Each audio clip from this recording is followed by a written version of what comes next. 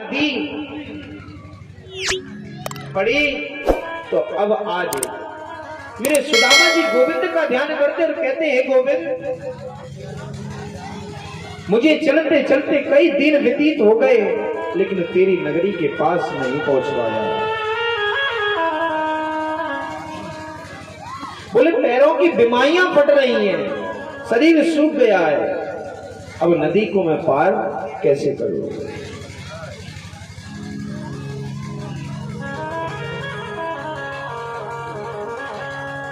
बड़ी भारी चिंता हो रही है सुदामा जी को। अब सुदामा जी उस नदी के किनारे बैठ गए। बोले कन्हैया, तुझे यदि अपने पास बुलाना हो तब तू अपने आप व्यवस्था कर, अपने आप व्यवस्था कर, मेरे से नहीं अब चला जाता। आज सुदामा जी रोने लगे। बोले इतने दिन हो गए चलते चलते, बोले नदी पड़ी बीच में, अब इसको पार कौन कराएगा। थोड़ी ही देर बाद स्वयं द्वारकाधीश एक केवट का रूप लेकर उस नदी में नाव लेकर आ गए। आज नाव लेकर आए और सुदामा जी से आवाज दी कि कोई इस पार से उस पार जाने वाला है क्या।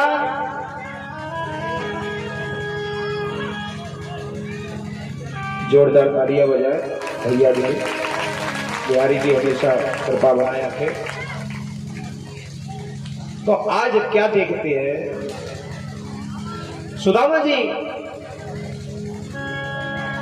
ने देखा कि कोई केवट नदी में आवाज लगा रहा है और कह रहा है इस पार से उस पार जाने के लिए कोई हो तो आ जाओ।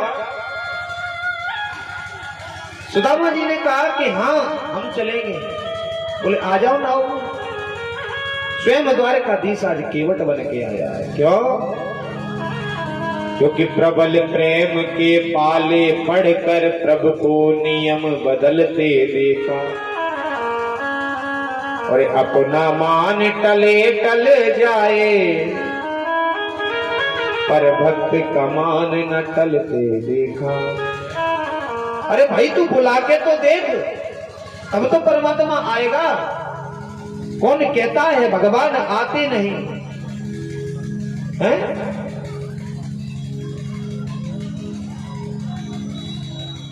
कौन कहता है भगवान खाते नहीं, सबरी की तरह तुम खिलाते नहीं। कौन कहता है भगवान आते नहीं। अरे भाई उसको बुला के तो देखो। उसको पैसे से तोलना चाहते हो तो, जो पूर्ण ब्रह्म परमात्मा जगत पिता, उसको पैसों से तोड़ना चाहते हो। समर्पण कर दो। भक्ति की दूसरी तीसरी सीढ़ी है समर्पण। पहली सीढ़ी विश्वास, दूसरा संबंध और तीसरा समर्पण। और जब तक आपके मन में समर्पण नहीं आएगा, परमात्मा की प्राप्ति हो ही नहीं सकती है। यदि परमात्मा की प्राप्ति करनी है तो जाई विधि राखे राम, ताई विधि रहियो। भाई तू जैसे रखेगा हम वैसे रहेंगे। हमारी क्या औकात है कि हम तुम्हारी मर्जी के बिना चल सके। लेकिन नहीं, क्योंकि इंसान को अभिमान हो जाता है। और आजकल का मित्र होता, आजकल के किसी मित्र पे मोटरसाइकिल ही मांग के देख लो, कहेगा महाराज 120 पेट्रोल है, हम नहीं दे रहे। और स्वयं सुदामा केवट बन के आज मित्र से मिलने आया है, मित्र को लेने आया है। सुदामा जी पे नहीं चला गया तो आज केवट भी बन गया। भाई तुम बना के तो देखो, वो सब कुछ बनेगा। इतनी भक्ति तो लाओ।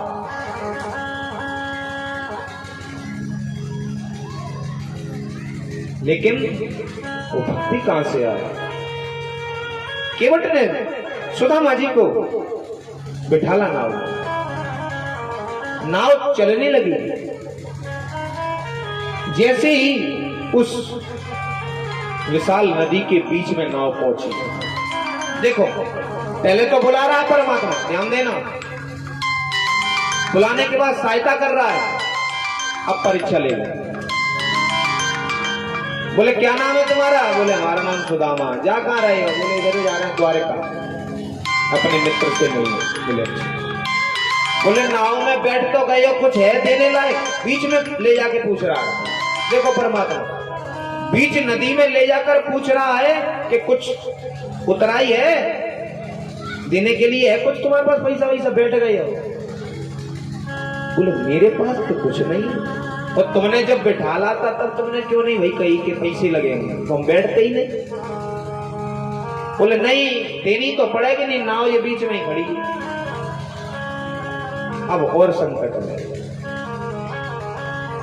सुदामा जी सोचते हैं कि हे द्वारकाधीश, तुझे यही करना था तो फिर ये केवट को तूने क्यों भेज दिया? यही पड़ा पड़ा मैं मर जाता, क्यों भेजा मेरी सहायता के लिए? अब सुदामा जी को क्या पता स्वयं द्वारकाधीश ही केवट बन गया। बोले मेरे पास, बोला हम देंगे, वो ले लोगे? द्वारकाधीश से केवट से कह रहे सुदामा जी, बोले हम देंगे वो ले लोगे? वो बिल्कुल ले लेंगे। बोले हमारे पास दरिद्रता है, लोगे क्या? गरीबी है और कुछ नहीं। बोले गरीबी भी ले लेंगे। बोले आप अपनी गरीबी मुझे दे दो। धीरे धीरे नाव को बढ़ाया, किनारे पर लगाया, सुदामा जी को उतार दिया। आज जय श्री कृष्ण करते हुए थोड़े से आगे और बढ़े तो सुदामा जी से अब नहीं चला जा रहा है, नहीं चला जा रहा है। एक पेड़ के नीचे सो गए, पेड़ के नीचे सो गए। बोले द्वारकाधीश तुझे बुलाना हो तो तू स्वयं बुला, अब मेरे से नहीं चला जाता। बोले नहीं चला जाता। अब सोए एक पेड़ के नीचे, लेकिन योग माया को आदेश दिया द्वारकाधीश ने और सीधे द्वारका की नगरी में एक पेड़ के नीचे सुला दिया। जैसे ही जगे देखा कि बड़े बड़े महल अट्टारे यहां थे नहीं, अब यहां आ कैसे गए? सुदामा जी ने कहा ये क्या माया है? सुदामा जी ने धीरे धीरे धीरे धीरे आगे को बढ़े। जय श्री कृष्ण जय श्री कृष्ण जय श्री कृष्ण नाम की ध्वनि सबके मुंह से निकल रही है। सुदामा जी ने देखा बहुत सुंदर नगरी दिखती हुई है, कहीं मैं स्वप्न तो नहीं देख रहा हूं, मैं सोया कहां था और कहां पे आके मेरी नींद खुली है?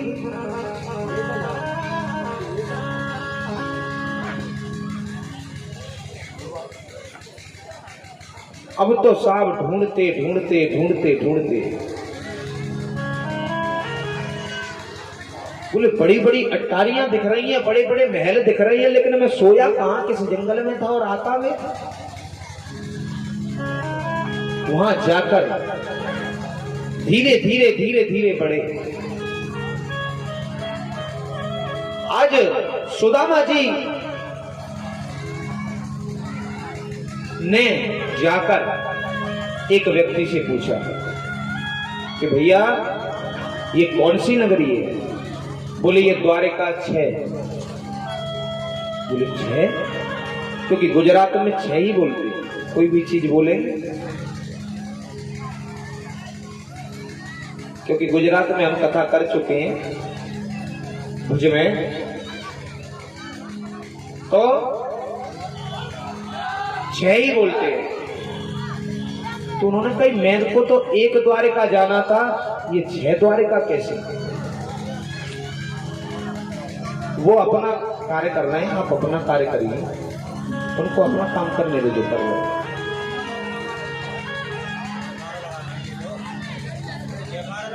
हाँ वो तो जयकारा लगा रहे हैं भैया, उधर क्या देख रहे हो? तो आज सुदामा जी ने कहा कि द्वारिका 6, मुझे तो पहली वाली द्वारिका पे जाना था, ये 6 कहां से आ गया? और आगे बढ़ के पूछा, बोले ये द्वारिका जाना है भैया। बोले ये द्वारिका 6 का मतलब है बोलते हो? बोले ये द्वारिका ही है। बोले अच्छा। बोले यहाँ कृष्ण का महल है कहीं? बोले क्या बोला तुमने? कृष्ण का महल? बोले वो यहाँ के राजा हैं, नाम तरीके से लिया करो। बोले श्री श्री 1008 राजाधिराज वसुदेव नंदन श्री कृष्ण। बोले हैं इतना बड़ा नाम, इतना बड़ा नाम हो गया है? बोले हाँ, कई वो हमारे मित्र हैं। वो लोग देखते रह गए, बोले तुम और मित्र काय को पागल भये भैया, राजाओं के मित्र ऐसे हो में फटी सी धोती पहने हुए हो हैं, सर पे कोई पगड़ी नहीं है, पैरों में खड़ाऊ नहीं है, और तुम मित्र बता रहे हो अपना? बोले भैया मैं वहां को मित्र ही हूं, मैं मिलने आया हूं। बोले चले जाओ सामने, वो जो महल दिख रहा है वही हमारे राजा जी का महल है, द्वारकाधीश का। बोले अच्छा, धीरे धीरे आगे बढ़ो। आगे बढ़े और आगे बढ़ते ही दो द्वारपाल मिल गए, जय और विजय नाम। जैसे ही जय और विजय के पास जाकर कहा कि हे मित्र, हे द्वारपालो, मुझे कन्हैया से मिलना है। बोले तुम कौन हो? पहले तो नाम तरीके से लो हमारे महाराज जी का। बोले राजाधिराज वसुदेव नंदन श्री कृष्ण। बोले भैया हाँ, उसी से मिलना है। बोले बिल्कुल बेवकूफ हो तुम, वो अपनी शक्ल देखना, उनसे मिलने आए हो, कहां वो कहां ये, क्या देख रहे हो तुम? बोले भैया तू खाली जाके कह दे कि सुदामा आया, बस इतना कह। पहले तो हंसने लगे, भगाने लगे। तो उन दूतों ने सोचा वैसे तो ये उनका मित्र लग नहीं रहा, यदि हुआ और मैंने अपमान कर दिया, वैसे तो ये ब्राह्मण लग रहा है, और ब्राह्मण और संत द्वारकाधीश को अधिक प्रिय। तो आज सुदामा जी कहते क्या हो, अरे द्वारपालो कन्हैया से कह दो कि दर पे सुदामा गरीब आ गया है। अरे द्वारपालो कन्हैया से कह दो कि दर पे सुदामा गरीब आ गया है। अरे द्वारपालो कन्हैया से कह दो, अरे द्वारपालो कन्हैया से कह दो दर पे सुदामा गरीब आ गया है। दर पे सुदामा गरीब आ गया है।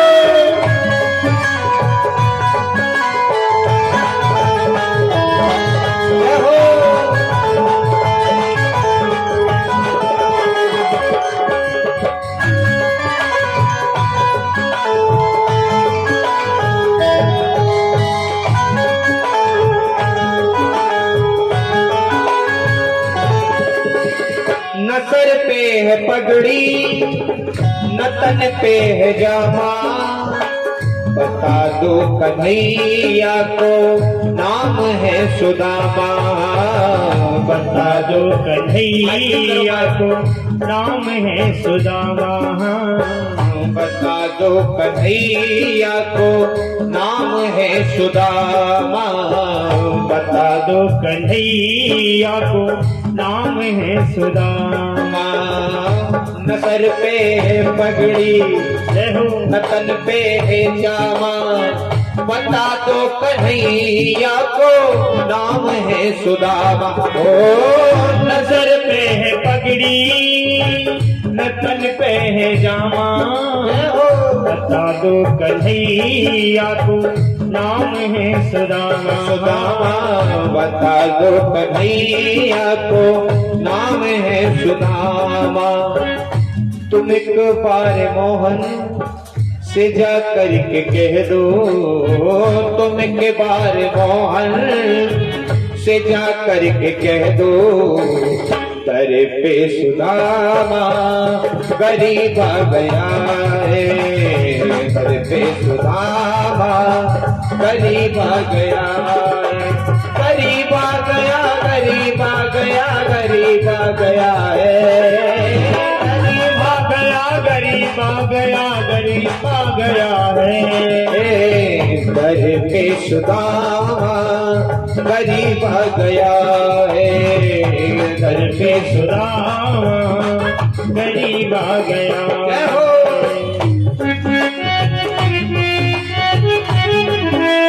सुदामा जी महाराज की।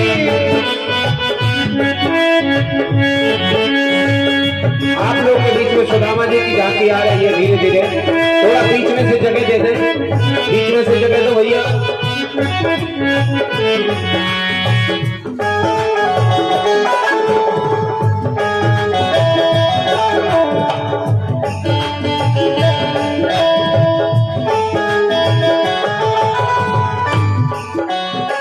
सुनते ही दौड़े चले आए मोहन, लगाया गले से सुदामा को मोहन, लगाया गले से सुदामा को मोहन, लगाया गले से सुदामा को मोहन, लगाया गले से सुदामा को मोहन। भैया एक चावल मत फेंको, इसी की वजह से सुदामा गरीब हो गया था, और आप यही महाप्रसाद है।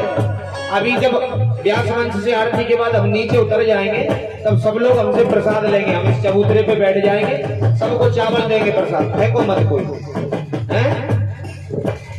अभी चावल देंगे, फेंको नहीं, जिसको चढ़ाना है यहाँ पे चढ़ा दो। सुदामा जी के लिए कुर्सी डलवा दो भैया।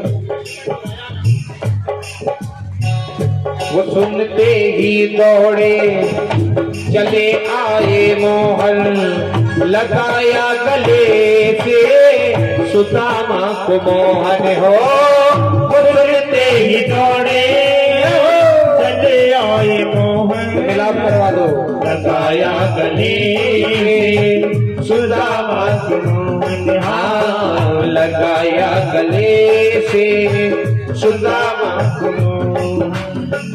हुआ रुक्मणी को बहुत ही अचंबा, हुआ रुक्मणी को बहुत ही अचंबा, ये मेहमान कैसा अजीब आ गया है, ये मेहमान कैसा अजीब आ गया है, वो अजीब आ गया, अजीब आ गया, अजीब आ गया है, अजीब आ गया, अजीब आ गया, अजीब आ गया है, इधर पे सुदामा अजीब आ गया है, इधर पे सुदामा अजीब आ गया हो।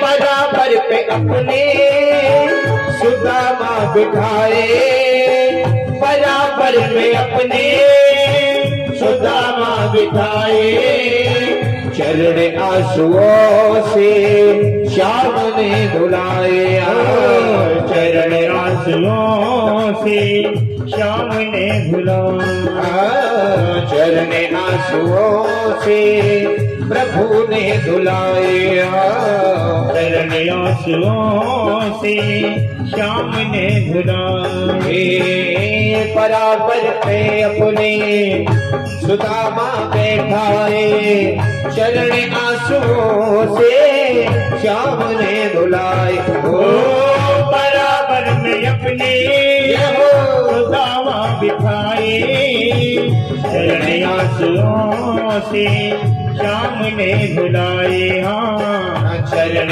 आंसुओं से श्याम ने धुलाए। न घबराओ प्यारे जरा तुम सुदामा, न घबराओ प्यारे जरा तुम सुदामा, सुखी का समा तेरे करीब आ गया है, खुशी का समा तेरे करीब आ गया है। वो करीब आ गया, करीब आ गया, करीब आ गया है, करीब आ गया, करीब आ गया, करीब आ गया है।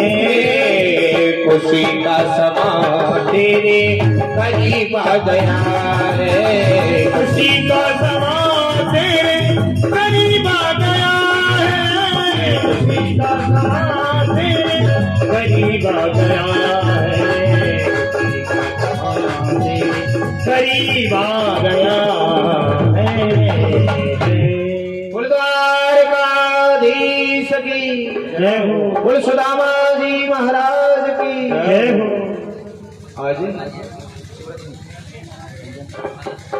आज क्या हुआ, सुदामा जी को आज बैठाला है बराबर के आसन पर। रुक्मणी ने देखा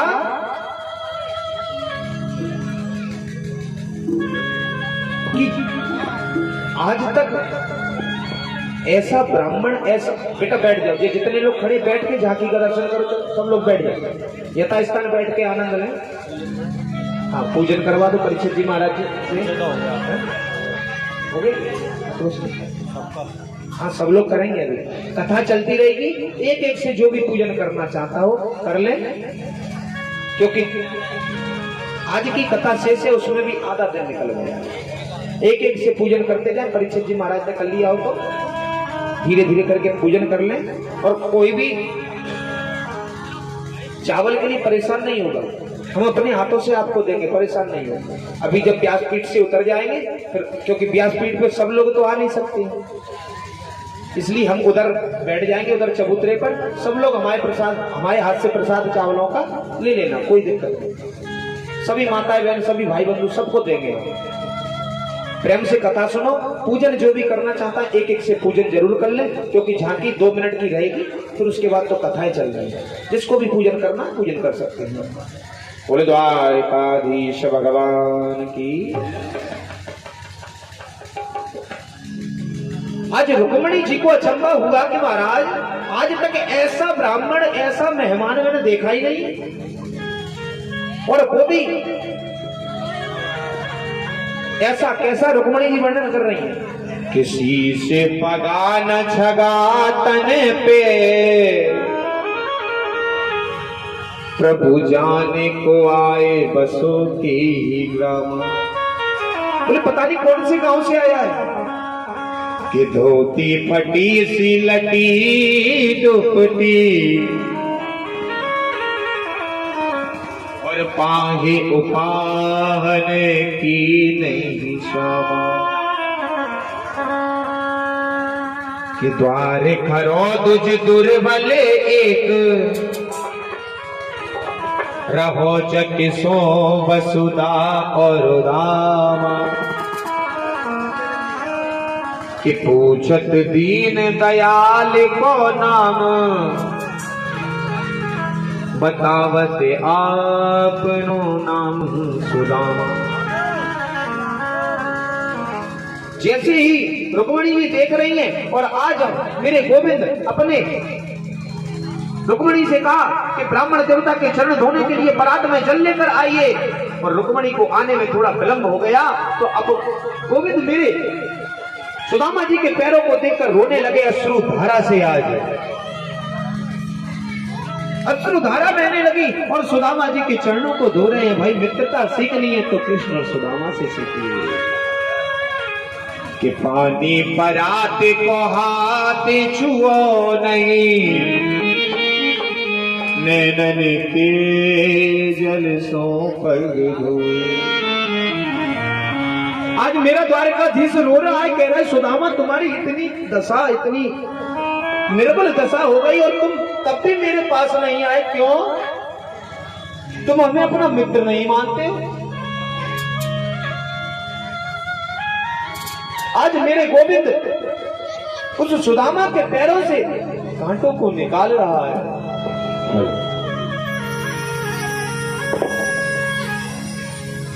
द्वारकाधीश कहता है, हे सुदामा